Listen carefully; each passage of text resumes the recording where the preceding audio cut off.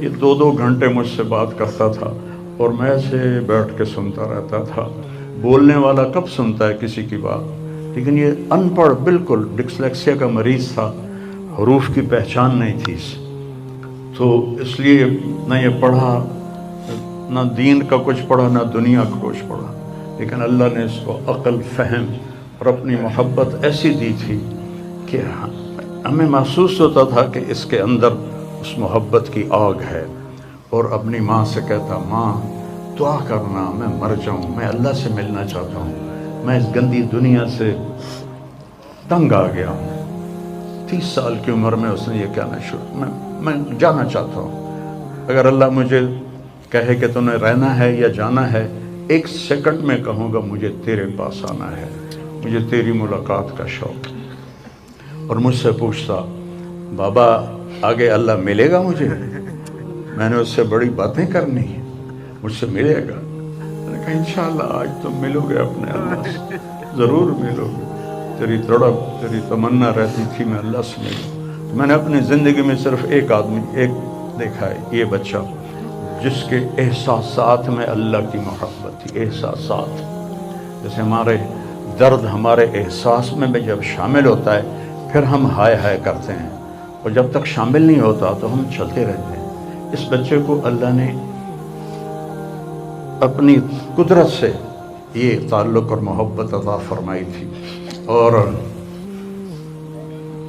بس میں اور کیا تعریف کروں، میرا تو سینہ ویسے ہی زخمی ہے.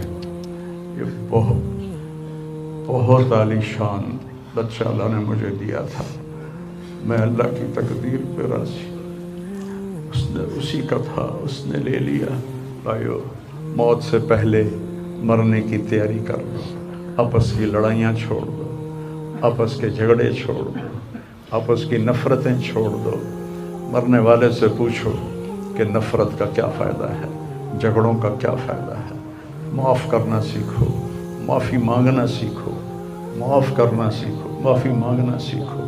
5 نمازیں ہیں، کوتاہی نہ ہو. سال کے بعد روزے آتے ہیں، بیمار ہو تو اللہ کہتا چھوڑ دو. حج اور زکوٰۃ پیسے والوں پر ہے.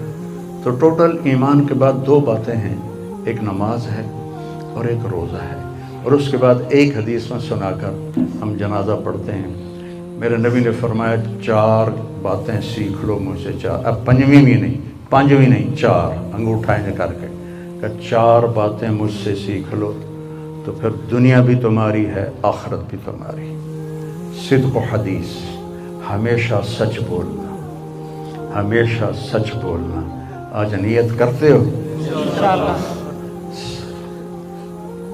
حفظ و امانت، کسی کو دھوکہ نہ دینا، کسی کے ساتھ 2 نمبری نہ کرنا، کسی کو اپنے مفاد اور پیسے کے لیے، اپنے منصب کے لیے اس کے ساتھ دھوکے بازی نہ کرنا. تیسری بات حسن و خلیقت، اپنے اخلاق اچھے رکھنا. گالی، غیبت، الزام تراشیاں، جھگڑے، یہ چھوڑ کے اچھے اخلاق والے بن جاؤ. اور چوتھی بات فرمایا عفت فی طعمت، رزق حلال کماؤ. اب سارے مجمع سے میری اپیل ہے، آج کے بعد نماز پکی کرنی ہے اور سچ بولنا ہے اور کسی کو دھوکہ نہیں دینا اور اپنے اخلاق اچھے کرنے ہیں. کسی کو گالی نہیں دینی، کسی کو بے عزت نہیں کرنا اور رزق حلال کمانا ہے. تو انشاءاللہ میرے نبی کا وعدہ ہے، دنیا بھی تمہاری ہے، آخرت بھی تمہاری ہے. آؤ ہم اپنے بیٹے کو رخصت کریں.